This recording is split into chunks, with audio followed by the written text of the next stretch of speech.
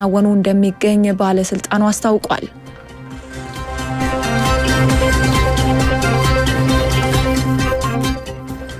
ስድስተኛው የህዝብ ተወካዮች ምክር ቤት ዛሬ ባካሄደው ስድስተኛ መደበኛ ስብሰባ የስርዓተ ምህዳር አገልግሎት ክፍያ ረቂቅ አዋጅን መርምሮ አጽድቋል። በተለያዩ የዓለም ክፍሎች በስርዓተ ምህዳር አገልግሎት ዋጋ ላይ የተፈጠረው ሳይንሳዊ ግንዛቤ ማደግ ለአዋጁ መውጣት መነሻ ምክንያት መሆኑን በውሳኔ ሀሳቡ ተጠቅሷል። በመሆኑም የስርዓተ ምህዳርን በዘላቂነት ለማስተዳደር የሚያስችል የስርዓተ ምህዳር አገልግሎት ክፍያ የህግ ማዕቀፍና የአሰራር ስርዓቶችን መዘርጋት አስፈላጊ በመሆኑ ምክር ቤቱ በአንድ ድምጽ ተአቅቦ በአብላጫ ድምጽ ማጽደቁን ከምክር ቤቱ ያገኘነው መረጃ ያመለክታል።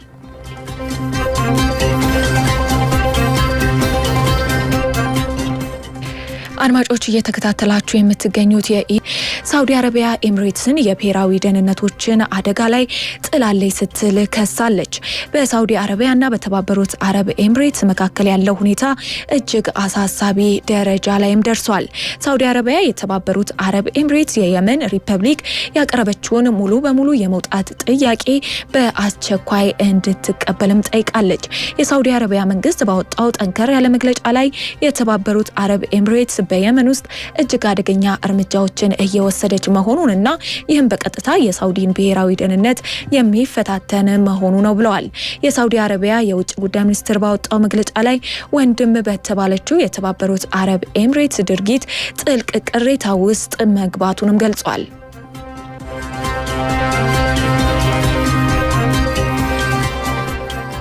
አድማጮች የኢትዮጵያ ዩክሬን በተዋለበ አውሮፕላን በፕሬዝዳንት ቭላድሚር ፑቲን መኖሪያ ቤት ላይ ጥቃት ፈጽማለች በሚል ሩሲያ ያቀረበችውን ወንጀላ አስተባብለው ሞስኮ የሰላም ድርድሩን ለማደናቀፍ እየሞከረች ነው ሲሉ ከሰዋል። የሩሲያ ውጭ ጉዳይ ሚኒስትር ሰርጌይ ላቭሮቭ ኪየቭ በሩሲያ ሰሜናዊ ምዕራብ ናቫጎራድ ግዛት በሚገኘው የፑቲን መኖሪያ ቤት ውስጥ በአንድ ጀንበር 91 ድሮኖችን በመጠቀም ጥቃት መፈጸሟን የተነገረው። ሩሲያ አሁን በሰላማዊ ድርድር ላይ ያላትን አቋም እንደማትደግም ተናግራለች። ጥቃቱ በተፈጸመበት ወቅትም ፑቲን እንደነበሩ ነው እስካሁን አልታወቀም የተባለው። የሰዓቱ አንኳር ዘገባዎች ያዳመጣችሁ።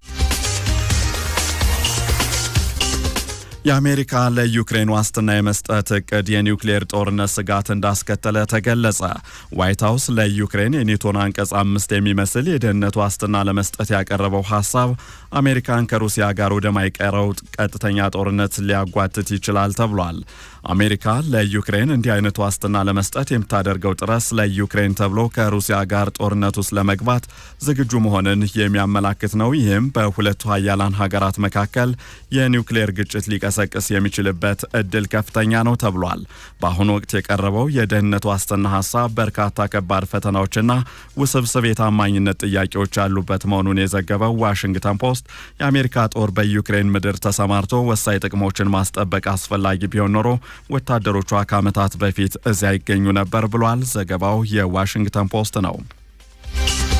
ብቻ 388 ሚሊዮን ብር ግምታዊ ዋጋ ያላቸው የኮንትሮባንድ እቃዎች ተይዘዋል። ጉምሩክ ኮሚሽን በባለፉት 6 ቀናት ውስጥ አደረኩት ባለው ቁጥጥር 8 ሚሊዮን ብር የወጪ በድምሩ 388 ሚሊዮን ብር ግምታዊ ዋጋ ያላቸው የኮንትሮባንድ እቃዎች ተይዘዋል ብለዋል። የኮንትሮባንድ እቃዎቹን ሲያዘዋውሩ የተገኙ 17 ተጠርጣሪዎችና 16 ተሽከርካሪዎችም በቁጥጥር ስር መዋላቸውን የተነገረው። አዳዲስና ልባሽ ጨርቆች፣ ኤሌክትሮኒክስ፣ ቡና፣ ጥራጥሬ፣ የተሽከርካሪ መለዋወጫ በቁጥጥር ስር ከተያዙት ውስጥ ይገኙበታል ተብሏል። ጫት፣ አደንዛዥ እጾች፣ መድኃኒት፣ ማዕድናት፣ የቁም እንስሳትና የውጭ ሀገር ገንዘቦች እንደተያዙም የኮሚሽኑ መረጃ ጠቁሟል።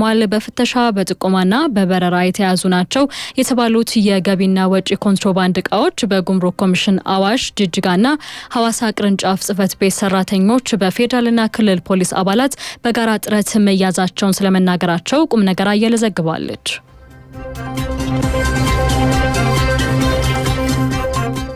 በደቡብ ኢትዮጵያ 103 ህገወጥ ኤርትራውያን ስደተኞች በቁጥጥር ስር መዋሉን የደቡብ ኢትዮጵያ ክልል ፖሊስ ኮሚሽን አስታውቋል።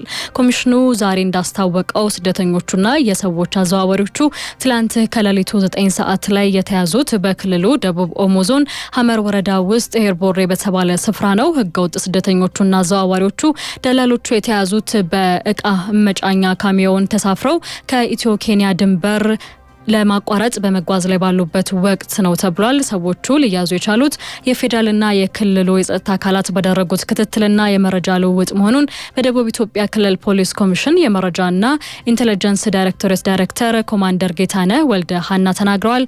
በአሁኑ ወቅት ህገወጥ ስደተኞቹና በአዘዋዋሪ ደላሎች ላይ ፖሊስ ተጨማሪ ምርመራ እያደረገ እንደሚገኝ ዳይሬክተሩ ጨምረው ገልጸዋል።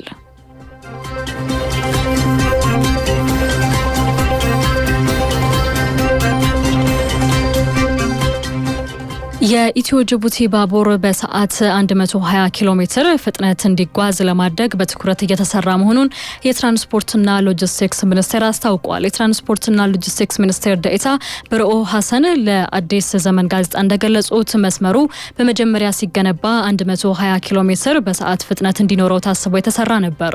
ሆኖም ቀደም ሲል በአካባቢው በነበሩ የጸጥታ ችግሮችና የስርቆት ድርጊቶች ምክንያት የመጓዝ ፍጥነቱ ወደ 40 ኪሎ ሜትር በሰዓት ዝቅ ብሎ መቆየቱን አስታውሰዋል። ይሁን እንጂ ከባለድርሻ አካላት ጋር በተከናወኑ የተቀናጁ የጥበቃና የክትትል ስራዎች አሁን ላይ ፍጥነቱን ወደ 60 ኪሎ ሜትር በሰዓት ማድረግ ተችሏልም ብለዋል። በቀጣይም የባቡሩን የመጓዝ ፍጥነት ወደ ታለመለት 120 ኪሎ ሜትር በሰዓት ለማሳደግ ጥረት እየተደረገ መሆኑን ሚኒስቴር ዴኤታው ጠቁመዋል።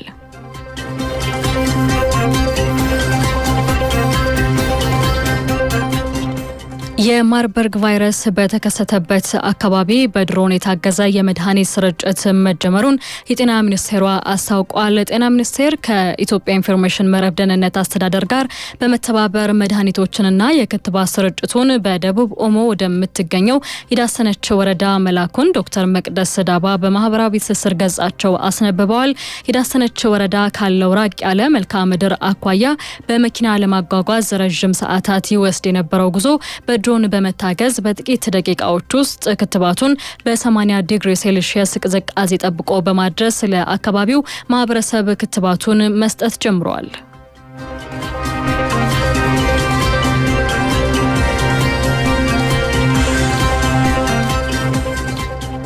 አድማጮች ከኢትዮኤፍኤም ከአክሱም ዘመነ መንግስት በፊት የነበረው የሃን ጨምሮ ከ10 በላይ የኢትዮጵያ ቅርሶች በዩኔስኮ ለመመዝገብ በሂደት ላይ እንደሚገኙ ተገለጸም። ኢትዮጵያ ቅርሶችን በዩኔስኮ ለማስመዝገብ የሚያስፈልገውን መስፈርት በማሟላት ላይ የሚገኙና በምዝገባ በሂደት ላይ ያሉ ከ10 በላይ የሚዳሰሱና የማይዳሰሱ ቅርሶች እንዳሏት የቱሪዝም ሚኒስቴር አስታውቋል። በሁሉም የሀገሪቱ ክልሎች የሚገኙ ከ100 በላይ የሚሆኑ ልዩ ልዩ ቅርሶችና ባህላዊ እሴቶች በዩኔስኮ ይመዝገቡልን የሚሉ ጥያቄዎች የቀረቡ ሲሆን ከነዚህ መካከል መስፈርቶችን በማሟላት 10 ቅርሶች በምዝገባ ሂደት ላይ ይገኛሉ ተብሏል።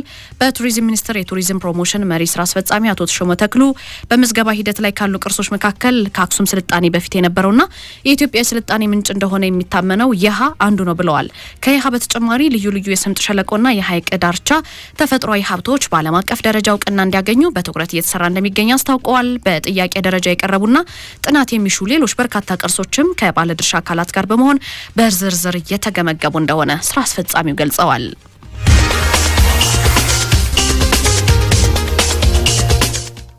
በጀብሎች አማካኝነት የሚካሄደውን ህገወጥ የትንባሆ ንግድ ለማስቆም ጥረት እየተደረገ እንደሆነ ተገለጸም። በተለምዶ ጀብሎ ተብለው የሚጠሩትና በጎዳናዎች ላይ የተዘዋወሩ የትንባሆ የሲጋራ ንግድ የሚያከናውኑ ግለሰቦችን ድርጊት ለማስቆም ከጸጥታ አካላት ጋር በመቀናጀት ስራ መጀመሩን የአዲስ አበባ ምግብና መድኃኒት ቁጥጥር ባለስልጣን አስታውቋል።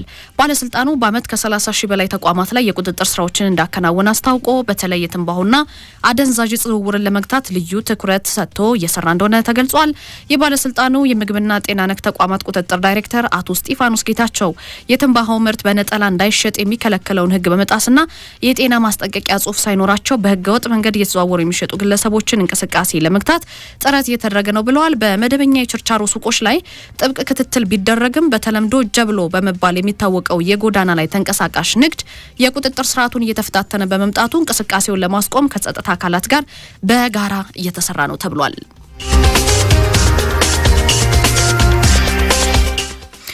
እስራኤል ለሶማሊላንድ የሀገርነት እውቅና መስጠቷ በቀጠናው ላይ የጦርነት ስጋት ያስከትላል ተባለ። የእስራኤል መንግስት ለሶማሊላንድ የሀገርነት እውቅና ለመስጠት ማቀዱ በሶማሊያ ሉዓላዊነት ላይ የተቃጣ ህገወጥ ጥቃት ነው ሲሉ የገለጹት የሶማሊያ ፕሬዝዳንት ሐሰን ሼክ መሐመድ ናቸው። ድርጊቱ የአፍሪካ ቀንድን ወደ ለየለት ቀውስ ሊከት ይችላል ያሉት ፕሬዝዳንቱ ጠቅላይ ሚኒስትር ቤንያሚን ኔታንያሁ የወሰዱትን እርምጃ የዓለም አቀፍ ህግጋት ጥሰት ነው ሲሉ ኮንነዋል። እስራኤል በመካከለኛው ምስራቅ የጀመረችውን ጦርነት ወደ ሶማሊያ ለማሸጋገር እየሞከረች ነው። ይህ የእውቅና ጥያቄ በመላው ዓለም ያሉ የመገንጠል ንቅናቄዎችን የሚያበረታታ ከመሆኑ በላይ በቀይ ባህር የንግድ እንቅስቃሴና በአረብ ሀገራት ብሔራዊ ደህንነት ላይ ቀጥተኛ ስጋት መሆኑን ፕሬዝዳንቱ አጽንኦት ሰጥተዋል።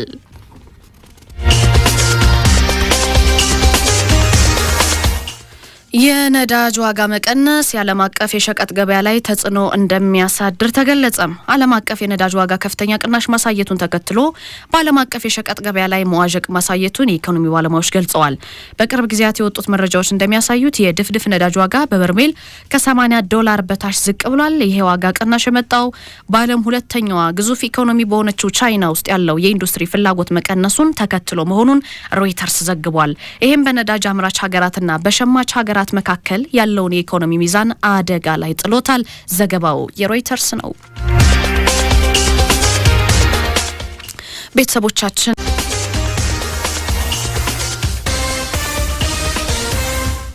የሀገር ውስጥ አንኳር ዘገባዎች ቀዳሚ ናቸው። ኢትዮጵያን የሎጂስቲክስ ማዕከል ለማድረግ ያለመ ዘርፉን በቴክኖሎጂ የሚያዘምን አዲስ ፖሊሲ መዘጋጀቱ ተገለጸም። የኢትዮጵያን የትራንስፖርትና የሎጂስቲክስ ዘርፍ በቴክኖሎጂና በዘመናዊ ፋይናንስ በማሻሻል ሀገሪቱን የዘርፍ ማዕከል ለማድረግ የሚያስችል አዲስ ፖሊሲ በሁለት ሚኒስቴር መስሪያ ቤቶች በጋራ መዘጋጀቱ ተገልጿል። የከተማ መሰረተ ልማት ሚኒስቴር እንዲሁም የትራንስፖርትና ሎጂስቲክስ ሚኒስቴር በጋራ ያዘጋጁት ይህ ፖሊሲ በዋናነት የአፈጻጸም አቅምን በማሳደግ በአካባቢ ጥበቃ ና በተሟላ ተደራሽነት ላይ እንደሚያተኩር ለአሃዱ ተናግረዋል። ፖሊሲው ውጤታማ እንዲሆን በሁለቱ ሚኒስቴር መስሪያ ቤቶች መካከል የጋራ አመራር ኮሚቴ ተቋቁሞ ግልጽ